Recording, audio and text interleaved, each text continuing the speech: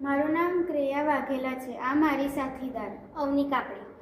અમે ધોરણ 6માં અભ્યાસ કરીએ છીએ. આ મોડેલ પ્રોપલ્શન અને ન્યૂટનના ગતિના ત્રીજા નિયમના સિદ્ધાંત પર આધારિત છે.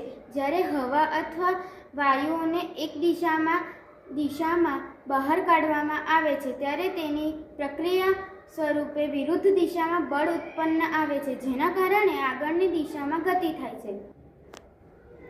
આ મોડેલ પ્રોપલ્શનના મૂળભૂત સિદ્ધાંતને દર્શાવે છે.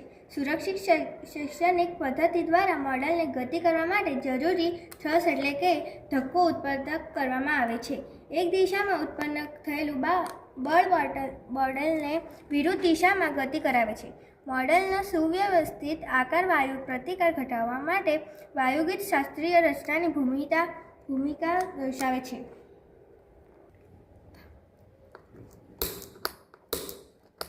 ઉભા રહો.